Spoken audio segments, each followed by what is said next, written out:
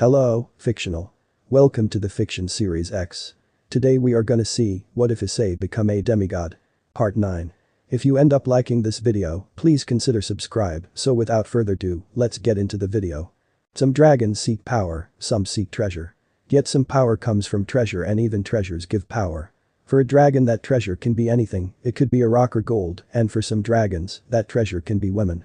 Women can give that dragon power should they seek it. But one dragon wants to be special to all he finds, and should they accept him he would smother them with whatever they want, as they would be with him forever. Issei knew everything was going to be lively now that there were 3 more girls in the house. With a new total of 5 girls in the home, 3 of them had slept with him, 1 wanted to, and the other wanted nothing of it. Issei was happy with that 2 of those girls slept in the same bed with him every night, even if the bed was only meant for one person they made do. However, today was different and not in a bad way. Issei could feel that Ria's sleeping in the nude on his right side. Asia was on his left in her pajamas, but this new feeling was on his whole body. Issei opened his eyes and lifted the bedsheet to see his purple eyes looking up at him as a warm feeling encapsulated his crotch. "Good morning, Issei," Akeno said as she moved her hips up and down slowly. "When I came here I saw that you were in pain and I had to do something about it." Issei felt her milking him for he had in the morning. He pulled his hands up to her face and pulled her closer to him as he kissed her, sticking his tongue in her mouth. Her hips kept bouncing as she tried to stay in control, but it wasn't working. He broke the kiss, leaving her wanting more as his arms down her body. "I have to thank you for taking care of that. A maid knows her duties well." He whispered in her ear, trying to be quiet as there were 2 others still asleep. Akeno needed more to claim that she was more than Ria's. So she dived down to his neck and kissed him as she sucked on his skin. After a few seconds, a loud pop came as she left a bright red hickey on his neck. That pop was just enough extra noise to wake up the others. Ria's eyes opened from her slumber to see Issei, but Akeno as well on what was her.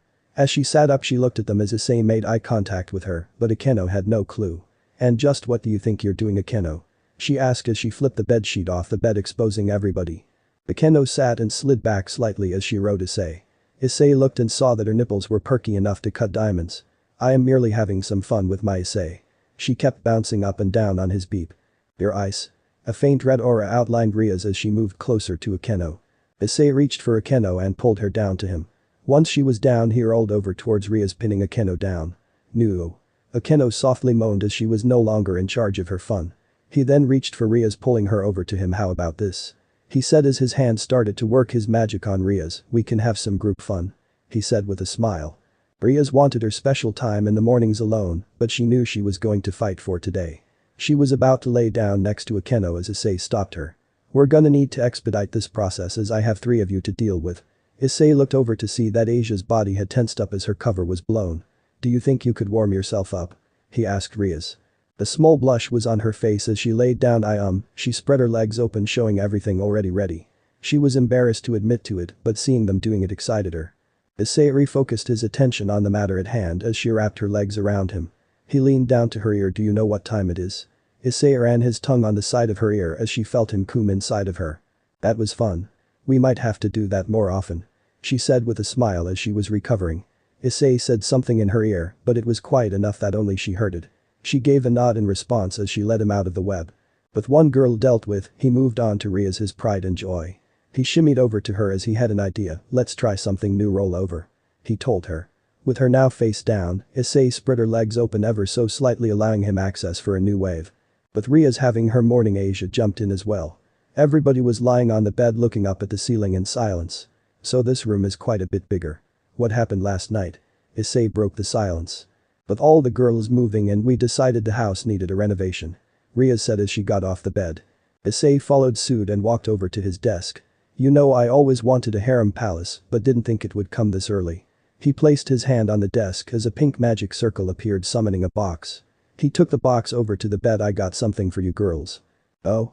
Akeno got off the bed and hugged Issei from behind, pressing her breast into his back. Ria saw Akeno's hands fondling his body. She reached over to grab a pillow and throw it at Akeno, but decided against it as it would hit Issei. "I wanted to do that to him."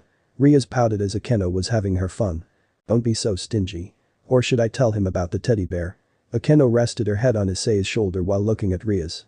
Ria's didn't respond, knowing some of her embarrassing childhood was about to be revealed.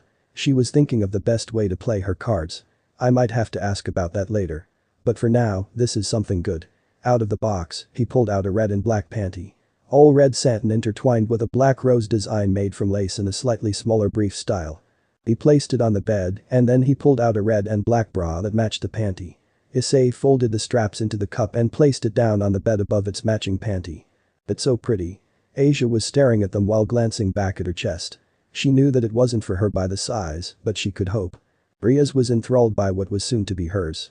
Ice, you're teasing Riaz too much, but what about us? Akeno asked. Who said there wasn't more? Issei pulled out a matching black pair with a purple lace, followed by a slightly larger matching bra. He placed them down next to the first pair, then reached in the box one final time, pulling out a smaller set. This time the satin was white and the lace was a golden yellow. He laid the last pair out on the bed, showing them off. These are one-of-kind underwear. As of right now, only 4 pairs exist and they all match each other in design. Who made these? Riaz had seen quality work before, but this was beyond what she had before. In the underworld, we have nothing like this. There is plenty of high-quality stuff, but nothing like this. They are the works of Arachne. Unlike the stories where she was turned into a spider, she was granted guardian status by Athena. She was once a regular human who was a weaver who made clothes that impressed the gods. So she was to become a member Olympus through some trials. When she passed, she became a goddess of textiles. Since these are gifts, she required a bit of my magic for the thread. Issei reached behind him and pulled a keno in front of him. The smoothest of satin, the elastic in the band will never stretch and it will remember how to conform to you, and amazingly durable. The bras have no underwire. He reached up to Akeno's chest and moved then to his words. They lift and separate, all while enabling healthy growth for the best girls. And the sizes are all correct? Akeno asked as Issei was playing with her breast. I don't know, but I think you can only fit into 1 pair. He kept teasing her. But yes, they're the right sizes. Issei, when did you have time for all of this? Riaz asked as she knew where he was most of the time. If he wasn't doing devil-related things, that he was having fun with them or hanging out with his friends. Last Saturday when you girls went out, I went to Olympus to have them made. I just figured that this morning would be a good time for you to get them. Go get cleaned up and ready for the day, then put them on. I would like to see you in them. They picked them their matching pairs as Akeno turned around with them in hand and kissed Issei. Thank you. Akeno said before scampering off, having outdone Riaz for the second time this morning. Riaz and Asia proceeded to do the same, following Akeno into the bathroom to get ready for the day. Issei poked around his room looking around while he waiting for his turn in the shower. After everybody cleaned up and got ready for the day, they assembled in the kitchen area. Aphrodite had already set the table when everybody arrived. Not only has the house been renovated, even the table is massive. Even though there are only 8 people in the house, the table was long enough for more than 20. Everybody took their places at the table as breakfast was served. Oru was sat at the top of the table. I always wanted to sit at the head of a table this large. It's kinda cool. He looked like he was beyond pleased with the changes. About the changes to the house. Aphrodite came out of the kitchen with a laminated chart of the house and everybody listened to see who and what was where. On the first floor is the living room, kitchen, guest rooms and other Japanese-styled rooms. The second floor only houses Riaz, Issei and Asia rooms. She had a marker in hand, pointed out the rooms. The second floor is might as well be harem floor. She gave a quick wink at Issei, all while Riaz was embarrassed from her words. The third floor has our bedroom, a study, my office, and a storage room. The fourth floor has Akeno, Zenobia and Kaneko's room. As for now, the 5th and 6th floors are empty. The chart got passed around while everybody was eating when Zenobia got a hold of it. Says there are underground floors as well, looks like 3 of them. The first one is a giant floor that can be arranged in any way we want. We can set up energy dampeners and use it for training, or we can make it into a movie theater. And it has a large bath connected to it. The second floor has an indoor pool that can be used all year round. Hearing that, Zenobia, who was already having issues with chopsticks, dropped hers as they fell on the table. The third floor has a library and more storage. There is also an elevator in the center of the house that will take you to any floor and even the carport. After she finished, they continued with breakfast. Surziches did give me a harem palace. Issei said to himself as he was eating. A couple of hours after breakfast, everybody had gathered in the basement. With the whole club present, Riaz had an announcement to make. We are heading to the underworld for summer break. Riaz saw Issei looking a little bummed out after she said that. What's wrong, Issei? You're leaving and the best time to hit up the beaches now. He said, looking all sad, trying to get her to cheer him up. She sat down next to him. There's always another year. Besides, did you think I was going to leave you here by yourself? Issei breathed in through his nose, expecting to smell something nice, but he smelt something wrong. Since you're servants, it's expected of you to accompany me. We will be staying at our family home. She looked to Asia and Zenobia, speaking of which, this will be your first time in the underworld. Asia spoke her mind as Zenobia thought about it. I never thought I would end up going to hell. It makes me kinda nervous thinking more about it. I wanted to go to heaven in my time with the church, but now it feels ironic. Zenobia voiced her concerns. We will be there till the end of summer break, so you will have plenty of time to adjust to the thought of going to hell. That and various other events outside of training. Riaz laid out all of the important dates on the calendar that we had to attend. Riaz thought about something that might cheer up Issei. You know Issei, we may not have oceans, but you do have massive lakes and hot springs. A smile came to Issei's face as he nodded. No disgusting thoughts. Kaneko half-heartedly said to him. Is that because they're not about you? Issei fired back at her, but by that time she had already zoned out like she wasn't interested. Anyways, you children need an adult, so I'm coming to the underworld with you as well. Azazel's voice came out from the shadows as he walked to the group. I was wondering why it smelled like an old man in here. Where did you come from? Riaz asked as she never heard or felt anything magical. Azazel pointed at the door other side of that door. I never felt your energy until you spoke. Kiba was creeped out admitting that. And that is why you need to train.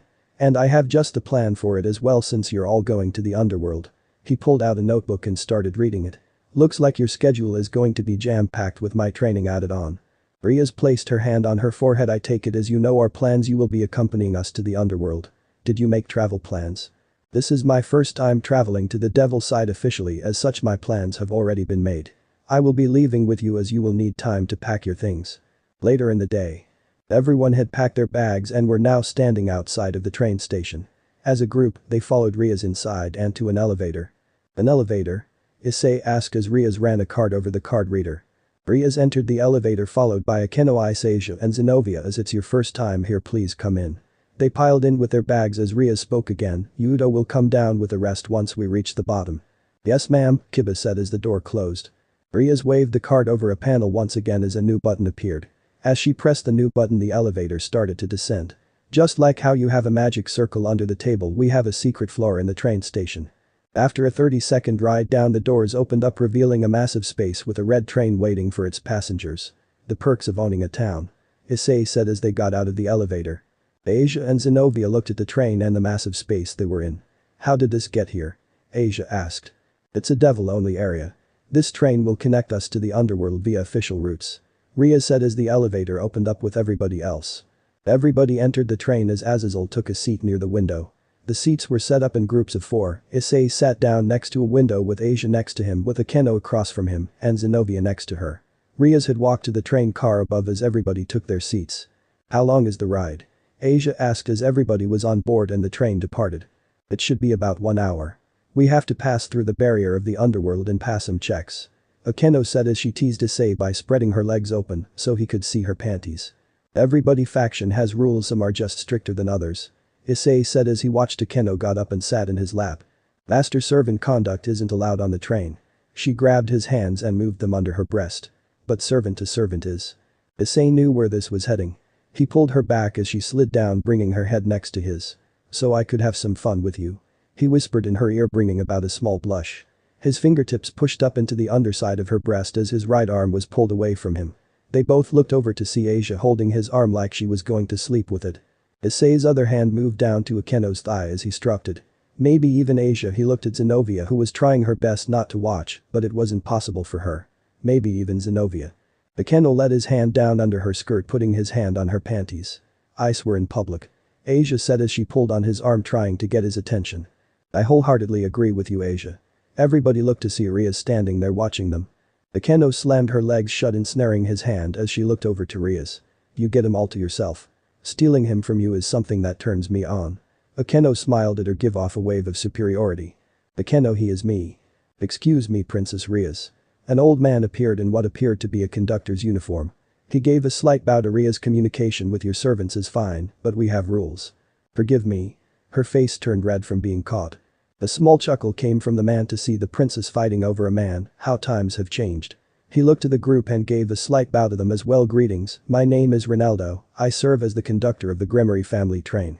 He introduced himself as did the other 3. Ronaldo pulled out a device as Akeno got off Issei and got back in her seat. He pulled out a device and showed it to them. This here allows us to add new servants into the system at the capital. It also gives you teleportation rights across the underworld. He scanned the 3 of them into the system. He looked over the data, making sure everything was correct. Well, then you two ladies are all set. As for you sir, it says you're already in the system. How is that possible? I reincarnated him myself. Riaz asked as this was the first time she heard of something like this. Well, I don't doubt that. It says he's in the system and has a card already. Ronaldo looked over the information. Oh, a card. Issei pulled out his wallet as he rummaged through it looking for a card. He found a black and red card that he handed to Ronaldo. I forgot about that thing as I never had to use it. Ronaldo took it and placed it in the device. The screen flashed updating the information says that you are no longer in need of the card as your evil pieces will handle that function. And you have all the same access as before. He looked over to Riaz. Now do you know where Azazel is? Riaz pointed towards the door. I see. He looked back to Riaz. Everything is in order and we are on schedule and will arrive on time. He headed off to see Azazel while finishing his work. Riaz, however, made eye contact with Akeno while walking over to Issei. She sat down on Issei's lap just as Akeno had done earlier, claiming her dominance. Some time passed as they looked out the window, seeing how it changed from the purple of the dimensional gap to the underworld. This is the Gremory territory of the underworld. She pointed out. There are so many trees. Asia looked on. She admired the view. And a large mountain. Zenovia's face was glued to the window. Can we open the window? Issei asked. Sure, Riaz said as Issei opened the window, sticking his head out and smelling the air. As he exhaled, I forgot how much the air tastes like soup. Riaz pointed out the window. Everything you see and more all falls within Gremory territory. How big is all of this? Issei asked the question that was on their minds. Tiba appeared over the top of the train seats looking at the group. It's about the size of Honshu or a bit larger than the state of Utah if you were to make it a square. Zenovia was amazed at the sheer size of the place. Honshu is no slouch, but to boil it down to the size of one of the states is impressive. A map projected down from the roof of the train as Riaz spoke. The underworld is the same size as Earth, except there are no oceans here. It's 100% landmass, giving us quite large areas that are under the control of the 72 pillars. Most of the land isn't even used as there isn't enough population in the underworld between the Devil's Fallen and dragons. The map zoomed in on what was the Gremory territory. It changed to a topographical map grid section. Some were green and some were red. Most of the underworld is still forests and mountains. And because you're all members of the Gremory family, we give away the unused land. Riaz pointed to the map. You can pick any parcel you wish that is marked in green. You're giving us land. Zenovia was confused. She didn't think everything was going to be handed to her so easily. I'm the heir to the Gremory clan. As such, you will live here and you need a place to live. Everybody else has picked out where their land and now it's your turn. Some time passed as they decided where they wanted their land. But once they decided, they felt that the train had come to a stop. A voice came from the intercom. We have arrived at the Gremory family train stop. Please depart on the right side of the train. Everybody gathered up their bags as they were getting. As they walked down to the door, they saw Azazel still sitting in his seat. You getting off, Azazel? Issei asked him. Nope, I have a meeting with Surziches and Lilith. Once that is over, I'll be coming back here. Azazel tried to get comfortable in his chair. Well, tell my brother I said hello. Riaz waved at him as they opened the door. A large crowd of citizens had gathered near the platform along with soldiers in a dress outfit. When Riaz stepped off the train, all the soldiers in unison clicked their heels together and shouted, "Welcome back, Lady Riaz." A squad of maids and butlers formed a wall directing them where to walk.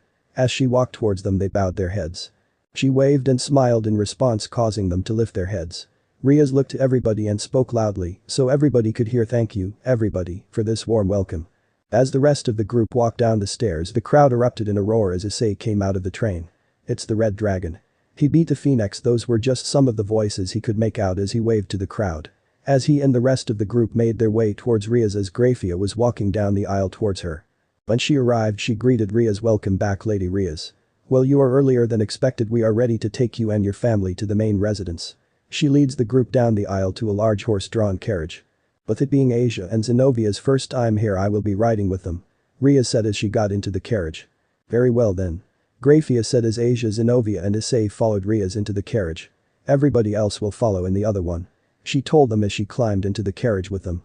There was a short ride from the depot to the family home. Asia was looking out the window of the carriage as she pointed at the massive mansion that they nearing. Is that your home? She asked. That is the main residence. We have others that vary in size. Riaz was happy to back home. It looks like a castle. Zenovia's face was glued to the window, admiring the sheer size. The carriage parked in front of the main door to the mansion. As Riaz stepped out of the carriage, the mansion doors opened up, revealing even more maids and butlers lining the walls. The second carriage arrived with Gasper and Kiba as everybody disembarked. Once together again they walked into the mansion. The walls went on what felt like forever. Walking down one of the hundreds of halls, the group heard another set of feet moving towards them at a rapid pace. A red blur came flying towards Ria's big sister. The voice and its source collided with Ria's as she hugged the small child. Milikas. It's so good to see you. Ria's pulled Milikas off of her and turned to the group. Everybody, this is Milikas Gremory, my nephew. My brother is his father. Ria's pointed to Issei, Asia and Zenobia. These three are new members of my peerage. Milikas straightened out his clothes as he introduced himself. Nice to meet you, my name is Milikas Gremory. I'm Issei Haidu. The Red Dragon Emperor. Milikas blurted out, excited to finally meet him. Everybody has been talking about you. But now you're here in person. That's not always a good thing. Issei looked over to Riaz and saw that Grafia moved to the front of the group. Riaz shrugged off his statement as Grafia spoke up just a bit further. Then I can show you all to your rooms. They all followed Grafia to a large opening with a stairwell inside of it. Is it possible to introduce them to mother and father? The lord of the house is currently out but will be back in time for dinner with you and your peerage. Very well then can you show them to their rooms? Riaz asked. Before Grafia could answer, a figure appeared at the top of the stairs. So you're back already, Riaz. When they all looked up, they saw a young woman in a shapely brown dress with gloves that covered the elbow and matched her hair, who looked exactly like Riaz. Issei watched her with the eyes of a hawk as she walked down the stairs. Riaz saw Issei's fascination as she reached over to him and pinched his cheek, pulling him closer to her. Stop staring. The woman stood in front of the group as Riaz looked back to her. I'm home, mother. She smiled, seeing her daughter again. You know, Riaz, I think your father only gave you the red hair. Issei looked back and forth between the two women, because you're a spitting image of her. She pulled her gloves to make sure they were tight as she moved her hands to Issei's face and pinched both of his cheeks while pulling on them. Flattery aside, Issei, I trust you will behave yourself. She asked as she was still pulling on his cheeks. Are you going to keep your hands to yourself? It wasn't my fault, I was 7 and everything was new. He said as she kept pulling, waiting for the right answer. Issei was feeling the pain now. I promise not to do anything. She let go of him when she got the answer she was looking for. Good. She looked over to Riaz. The three of us will talk about it in private. Issei stuck his hand out as 2 white envelopes appeared as he handed them to her. And these are? For your eyes only. She took the letters out of his hand, looking them over. Okay then. She hit the letters way, but then it hit her, she never introduced herself. She looked to the newest members of Ria's peerage. How rude of me. I am Ria's mother, Venelana Gremory. Excuse me, mistress. Dinner will be ready soon and they still need to be shown to their rooms. We will talk over dinner if that's the case. Venelana watched as Grafia lead the kids down the hall to show them where they would be staying. After they unpacked their bags and had some time to unwind and adjust to being in the underworld, a knock on their door told them that it was time for dinner and they were escorted to the dining room. When they arrived in the dining room, there was a massive table that could easily seat over 50 people at it. 4 people were waiting for the group at the table as everybody walked in. At the head of the table were 2 people, Venelana and a red-headed man. On his left was Riaz and on Venelana's right was Milikas. Issei was directed to sit next to Riaz and across from him was Akeno, and everybody else just filled in after that. Please enjoy yourselves. And don't hesitate to ask for anything. Excuse me then. Would it be possible if I were to stay in Issei's room? Zenobia asked as Asia asked. Same for me. Ria's father looked at the 2 girls. Is something the matter with the rooms you were given? No, it's just growing up in the church, we never had that much space and it's hard to get used to. It's too much room for me alone. Zenobia and Asia said. I see, I'll have Grafia make the changes so you 2 are more comfortable. He told them as everybody started eating. Issei looked round, seeing everybody starting to eat. Issei watched as Akeno and Kiba began to eat as they gracefully moved their forks and knives. He then looked over and saw what was to be expected as Milikas was eating in an even more refined fashion. Is something a matter, Issei? He looked over at Venelana as he picked up his silverware. Oh no, nothing at all. It's just this dinner feels informal, yet it feels formal at the same time. It's informal, but you will need to brush up on your skills. By the way, how are your parents? Ria's father now asked. Doing well, my dad is kinda over the moon with the new house as of late. That's excellent to hear. Your mother was against it from what I heard. Why is that? Oh, she wanted to get away from that kind of life for a while. That's what I've been told. I see. He paused for a moment. You can call me father from now onward. Hearing this, Issei had a small brain meltdown. Look at what you did to him, Zeodicus. You're rushing things. Venelana scolded her husband. Zeodicus looked back to Issei, thinking of a new plan. Can I call you Issei? He saw Issei give him a nod. Well then, Issei, do you have any plans while you're here? I have one thing I have to deal with, but that should only take a day. Issei knew this was one of his only chance to deal with her, so it was best to deal with it when he could. See, that's perfect, there will be more than enough time for everything. Venelana said as Issei was catching on to her words. Issei was about to open his mouth as Ria slammed her arms down on the table. I will not stand by and watch you decide my future for me without any input from me. Enough, Ria's Venelana said as her words echoed through the room. You broke your contract with the Phoenix family. Well, it was through legal means. Other people are questioning if nepotism from your brother occurred. It was legal and that's all that mattered. Ria's answered back. Yes, but do you know how that looks? You know how this world goes, contracts and agreements, and the higher-ups don't want contracts like that broken. You can't act like a spoiled child who thinks she can get whatever she wants whenever. You are now in a much larger position where you need to think about the broader picture. Be thankful the elders allowed the contract to be nullified and changed to Issei. Venelana took in a deep breath as she looked around the room, seeing that dinner had effectively stopped. I'm sorry for that outburst and for you all to hear it at the dinner table, no less. After her apology, dinner slowly resumed from everyone. Ria sank into her chair as the truth started to sink in. Excuse me. Issei spoke up, getting their attention. But as a member of the Greek faction, we have rules and regulations regarding marriage. Hera once told me that she would never expect me to ask for marriage rights. Then Alana summoned a scroll of paper with handles on it tied in rope. She held it up not far as a maid came over and picked it from her hand and brought it over to Issei. I trust you can read it out loud because we cannot. Issei started to unroll the scroll. What do you mean you can't read it? When he unrolled, he found out why. Oh. Letters projected up from the paper in many different languages, hiding the truth behind. Issei rolled up the scroll back up and placed his thumb and index finger on the backside of the roll, and with a small amount of magical power he turned as an audible click was heard. I don't know why they still do this for such simple things. Sometimes they still act like it's the early days. He unrolled the scroll once again, and the words were clear as day as he read it off the words. As decreed by Hera, Queen of the Greeks, I hereby secede all right of Issei Haidu, son of Aphrodite. The child is hereby freed from Greek tradition and trials of hand. The Gremory family may do as they wish from here on out. Then Alana heard the words, squashing all forms of arguments. And with that, you have been chosen.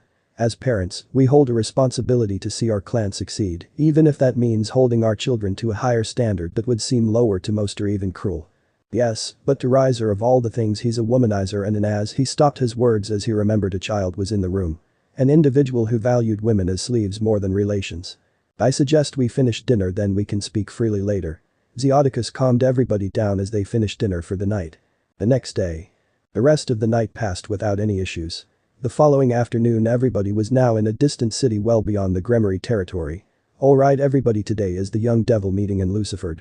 Ria said as she continued, it's going to be a formal meeting where we talk to some of the elders. They shuffled their way into a building in the middle of the city. Issei looked over to see Gasper shaking so many people, he heard him say, as there was a massive crowd of people outside of the building. During this, just stay calm, due to the nature of the elders they only are speaking to the clan heads. Rias reassured the group as they were being led through the halls. Why is that? Asia asked. Vacuous, most devils are xenophobic or massive racists, and then there's plenty who are both. Issei said, catching Rias off guard. Let's just go with that. Rias said as she saw a person down the hall. Saraerg. She called out as a large muscular man with brown hair and purple eyes. Rias, how have you been? It's been far too long. He shook her hand when he got close enough. Rias turned around to look at everybody else. Everyone, this my cousin Saraerg from my mother's side of the family. He gave a slight wave to everybody. Currently I'm the next heir to the Bale family. He elaborated more. That boy is the one who beat Riser? He asked her. Yes, he beat Riser. Rias motioned to Issei to come closer. This is Issei Hayato. Nice to meet you. Issei told him. Likewise. It was nice to see Riser get an attitude adjustment. Issei stopped for a moment. How do you know about that? Saraerg was confused by those words. You're not the first person to bring that up, as I thought it was a private game. Saraerg looked over to Rias. Did you not tell him? I learned about it not long ago. The match was leaked on the internet and they had to show it on TV. Rias explained what happened. So why are you outside and not with everybody else? The Gers and Astaroth were here when I arrived. But once Zephyr got here he started fighting with the Gers immediately. Rias turned around and opened the door. When she opened it and everybody walked in, they were greeted to what they expected, an argument. A blue-haired, fairly tanned skin with pointy elf-like ears was yelling out, a tall woman with long dirty blonde hair with pinkish eyes hidden behind glasses. I will take you home, tie you up, bend you over a desk, rip off your panties, and fuck you like the stupid fucking virgin you are. Going to come inside you all night and watch you cry as I fuck you. He looked around the room. It looks he was getting all you women stink like virgins and your pussies need to be used and abused. Zephyr, you do know if I kill you the higher up will have no problems with it. The woman stayed as calm as she could after hearing what came out of his mouth. Issei was standing behind Riaz when he heard that crude speech. That's a level 10 nope. Issei headed over to the two of them, but Riaz reached out trying to grab him only from him to evade her grasp. The woman saw Issei approaching Zephyr from behind, only to watch as his right hand rose up in the air, only for it slam down on his head. Issei grabbed Zephyr's hair and yanking his head back like he was trying to pull it off his shoulder. Zephyr tried to swing his left arm back to hit Issei only for Issei to grab his wrist. Raping this girl isn't funny. You think it's fun to violate her of your own accord. You think getting your beep wet is a great idea in a society where she could kill you for even trying. Did you ever think that nobody would vouch for you if it came down to an investigation? So do the right thing and apologize to her. Fuck you low-class piece of shit. I can do what I want. Issei's grip tightened on his hair, pull some of it out, causing him immense pain. I wasn't asking, I was telling. He moved Zephyr's arm behind his back, making a loud pop sound. Last I looked, devils valued strength and I destroyed Riser. You are far below me on that totem pole, so do as I say. Fuck. You, he said once again as Issei let go of his hair and punched him in the back of his shoulder with an open palm as his bones made more cracking and popping noises. He quickly fell to the ground as he passed out from the pain as Issei slid his body behind him. Issei looked over to the woman. I'm sorry that you had to hear that from someone who lacks basic respect for women. Zephyr's ego went to his head ever since he was promoted to heir of his family. I'm Sekfera Ager's heir to the Ager's family, and thank you for dealing with him before I had to Red Dragon Emperor. Issei nodded his head. How fancy of you to use my title, Lady Ager's, but please, Issei is fine. Sarah picked up the body like a sack of potatoes and handed it over to Zephyr Peerage. Tend to his wounds and teach him some manners. Tell me something. Sekfera's voice got quieter. Are the rumors true? The door to the hall opened as Sona and her peerage followed behind her. Issei got a smidge closer to her as he spoke softer. What rumors? This is my second day in the underworld. I don't mean to pry, but there are some outlandish rumors about you. Issei was now interested in what was being said about him. The most popular one is rather crude, but it's about yourself, Ravel Phoenix and Riaz Gremory. She tried to keep her voice quiet. Issei looked at her nuo. He dragged it out. Where do people come up with stuff like this? Sekfera shrugged her shoulders in response. There's another rumor about you and the Dragon King Tiamat are on friendly terms. I have spoken to her once before. But I fail to see how that matters to anything. He said, figuring that somebody had opened their mouth. Riaz came up to two of them as she places her hand on Issei's shoulder. Sona just arrived and the meeting is starting soon. She turned to Sekfera. Excuse us. Riaz took Issei back to the rest of the group with Sona's peerage. Yo Issei. Issei saw Saji standing there. Oh hey man, what's up? He stood next to Saji. Do you feel out of place here? I mean, with all these high-class devils it just feels odd. Issei thought about it for a moment after what had just transpired. I know where you're coming from. But I have had training for high society, but I'm not much of a fan of it. Why's that? Saji asked as they watched on as heads of the peerages were mingling. Devil high society looks down on people like you. You could save their lives and they would turn around and stab you in the back no sooner because you made them look bad. It's one of the many reasons why none of the other factions don't talk to devils, some don't even acknowledge them. You believe that even though you're the Securite? Saji asked. Even now you're a servant to the House of Gremory, but you don't find it odd. We have an obligation to our masters to act accordingly so we don't become the source of scrutiny and hassle for them. Saji, you need to impress those around you before you worry about the major outlook. Issei patted Saji on the back. Also, you might want to learn to play chess if you want to grasp some of your dreams. The butler came into the room and rounded up everybody as they were talking to take them to the next room. Just wait and see. He told Saji. Multiple groups of people were all sitting next to each other with the king sitting at the ends of the rows. In front of them was a handful of people who were on the older side of the spectrum, along with a few younger ones. Issei recognized 4 of the devils as the 4 satans who were up there as one of them spoke. Welcome everyone, today we are here to see what the next generation of devils who will carry the future for us. We do this to see how you have progressed and to assess your skills. You notice one is missing, right? An old man with a handlebar mustache said. Serzicha stood up, towering over everyone. This generation is without a doubt marvelous. The level of power the 5 have shown is impressive for your age. Because of your impressive strengths, you will be making your debuts in a series of fights to hone your skills and your tactics. We're calling this a Young Devils tournament. When will we be fighting against the Cows Brigade? Sarah asked as the elder focused in on him. I don't wish to send any of you to fight our enemies. Sarah was not happy with the answer he was given. Is it not our duty to deal with threats against us? How are we to grow if we never get the chance to deal with threats like these? Serziches held his hand up, stopping Sererg from asking any more questions. Your drive to apply yourself to our current problem is admirable yet reckless. When my fellow Satans and I fought in the Civil War, we were not your age. We refined our powers through training before the battlefields, and yet I was over the age of 200 by the time the Civil War started. Our elders had long since passed that mark before they entered the Great War. Serziches saw that Sererg had deflated from this. We are finally at a point in our history where no longer have to send our children to the battlefields. And because of that, we treasure those who carry on as our next generation. All of your time is going to be step by step rather than leaps and bounds, so you may see your dreams. Many devils never got to see their dreams because they had to take those leaps when they were not prepared for it. I understand, sir. Sererg wasn't exactly happy, but he understood what was just said. Now then, know that we see you as treasures for the underworld. But first and foremost, you are people who have hopes and dreams, and we would like to hear what they are. Sererg was the first to jump on this opportunity. My dream is to become a Mau. He boldly declared. Silence overtook the room as the elders looked on as one of them spoke up. Boy, I think you have taken too many hits to the head during your training. You would desecrate the rank of Great King to leave to become a Mau. I will assume the role when the people believe it is time. Sererg didn't back down from the elders. The door to the hall opened and closed as quickly as it could as a woman sat down in the back while nobody noticed it. Riaz stood up next. Aside from the next head of the Gremory clan, I wish to win and climb the ranks to the top of the rating game ladder. She took pride in announcing her dreams. Issei remembered that she wanted to fight in the games, but to go to the top was something new. Then Sona spoke up. I wish to build a rating game school in the underworld. One of the elders looked at her as he was stroking his beard. Now I know I'm on the older side, but I remember every year passing funding for a school just like that. So why would you wish to make another one? That school is just for high-class devils. The school I wish to build is one where anybody can attend free from the social or financial norms.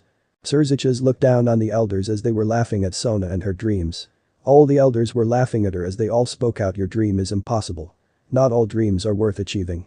It must be nice to be young again, yet I was mistaken to think the Citri family was smart. He continued to laugh as the temperature in the room rapidly dropped.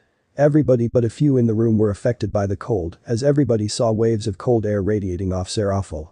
Tiba was explaining the ins and outs of the underworlds to Asia. As Seraphol spoke up, I would watch the way you speak.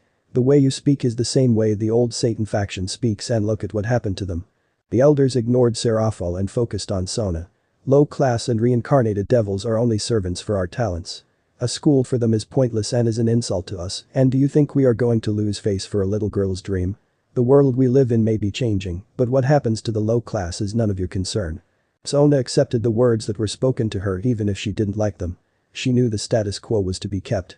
Saji, however, finally understood what Issei was talking about earlier as he stood up and spoke out. Why do you look down on her dream? Why do you get to choose who gets their dreams to become a reality when we all work to make it succeed? Watch your mouth, boy, this is how it is. He looked back to Sona. You need to teach your servant to keep his mouth shut. Sona was about ready to apologize for his actions, and everybody heard somebody walking towards them. When they looked back, they saw a woman from the back of the room walking down the hall towards the front of the room. I may keep to myself, but this is exactly the reason why I don't work with most of you. They saw a woman standing at the front with blue eyes, long blue hair and a blue dress. And you are? One of the elders asked. Why are you here, Tiamat? A man with green hair asked as he was sitting next to Serziches. I'm here for him, Beelzebub. Tiamat said as she was pointed at Issei as everybody looked at him, knowing there might be some truth to the rumors. Serziches looked over at Issei. You've only been here for 2 days, what did or didn't you do? How the hell I am supposed to know? Tiamat walked over to him as everybody in her way moved out of her way. When she got to Issei, she picked him up and slung him over her shoulder with his head looking down her back. Tiamat looked back to the elders before she got ready to leave. That attitude, you have caused 2 massive issues in the underworld. It used to be a nice place before you showed up. She walked away with Issei looking back at them, waving at them. Suo, are you going to take me out to dinner before this kidnapping? Can I see your tail? Shut up, everybody heard them as she walked out the door. Awkward. Seraphol said in a more happy voice. One of the younger elders looked to Serziches. That boy she took is the Red Dragon Emperor, is he not? Serziches nodded. So what did he do to garner her favor? From what I've been told, he found some of her treasures some years ago. And yet domination and chaos don't fully get along, yet he gained her full favor. Serziches told half-truths as they had no reason to know everything. Getting back on topic. Seraphol said, my Sona wants her dream to be fulfilled, and with the tournament coming up, should she with matches it will gain her favor, would it not? They knew well that's exactly how it worked and Serafel just played them. Well, then how about this Riaz, Sona, would the two of you like have a match with each other to start this tournament? Even if it's unofficial I accept. Sona said looking at Riaz. I won't lose you Sona. Riaz replied as they locked vision. Perfect Surziches clapped his hands due to their obligations in the human world, they will be the first match that will take place at the end of this month. Azazel has gathered some fans of our games and after the incident with Kakabiel, many people in other factions are interested in seeing what this generation can do. Yes. Sparkles flew all over the room. Riaz and Sona are going to fight. It's going to be so cool. But Issei and Tiamat. Tiamat had dragged Issei back to her cave in the familiar forest. While it may be a cave it is a large spacious open floor place with a bed in the back. She walked to the bed with Issei behind her as she pointed to the bed. Sit. Issei was cautious about what was coming. We are not sex if that's what you're implying. I'm well aware of that. Take off your shoes and your shirt. Issei followed through with her orders still wary of what was about to happen. When he was done she snapped her fingers making the marking on his chest appear. Then she reached down to the bottom of her dress and pulled it up as she was taking it off revealing a matching blue thong, but when she pulled the dress over her head Issei saw that a bra was missing. She threw the dress aside and sat down next to Issei.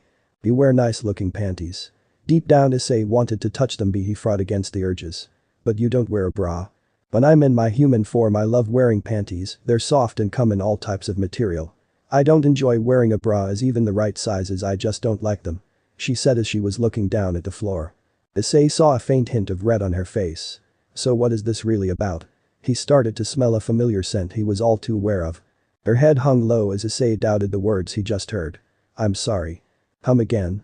He asked as his ears heard her words, but the brain skipped them. I'm sorry for everything. You became my fascination and I wanted everything I could take from you after I received the box of jewels. And I took it to an extreme where even I knew it was wrong, but I went through with it anyway because deep down it told me it was fine. What? Drake's voice came out. Tiamat placed her finger on the jewel on the gear and funneled some power into it. I'm not talking to you, go to sleep. The gauntlet disappeared as soon as it appeared. She moved over in front of him and crouched down. I should have stopped everything but I didn't. And I plan on fixing that today. Tiamat placed her over her marking and pulsed some of her dragon power. The mark moved up to her hand as she pulled her hand away the marking separated from his skin. She curled her hand back pulling the mark completely off. Issei watched as the mark flowed back into her hand. I planned on coming here to talk about some things, but I didn't expect this was going to happen. His hand rubbed his chest where the marking was not fully believing it was gone. Tiamat sat back down on the bed next to him and what did you want to talk about? My problems, us, Riaz, and the future. But you just removed everything and the giant weight off my shoulders. That's good to hear. There's something I want to give you. She held her hands out in front of her. Stand in front of me and grab my hands. Issei took a hold of her hands. Okay, what now? As you know, I live here in the familiar forest. She said as her dragon symbol appeared under her. And I know this will not make up for everything, but I want to become your familiar. Giving you one of the highest oddities a devil can have. You would do that just to make up with me? Issei was surprised to hear that as nobody had come close to ever getting Tiamat as a familiar. Lucifer himself asked me once and I turned him down. And I know nothing I do can make up for all the years, but I hope this will be a start. So will you allow me to become your familiar? Issei squeezed her hands as he recited a chant. I Issei Haidu claim the Dragon King Tiamat the Chaos Karma Dragon as my familiar. When he finished a red magic circle passed over Tiamat finishing the contract between them. I want nothing out of this contract. But don't summon me for small devil work. He let go of her hands and got close to her and shoved her down on the bed. I can smell it Tiamat. Her face turned a beet red. Oh. Because of what transpired today, I'm willing to alleviate some of your discomforts. She was about to say something before he covered her mouth. But we need to lay some ground rules. First and foremost it will never devolve into anything like how it was before. The moment it turns into that I'm done. Second, everything is allowed, but ask about the weird shit. And while I know you have the stamina of a dragon I don't have much time here today, provided how this goes, it might be nice to see you as a regular at home. His hands moved down to her breast as he started playing with them, and third, I really like boobs, so expected them to get played with. That's more than fair.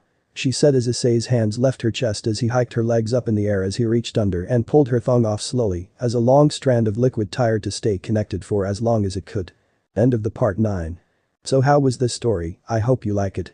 And if you like it share this story with your friends and like the video too. And don't forget to subscribe our channel for daily awesome fanfiction. Okay it's time for me to go. Bye bye.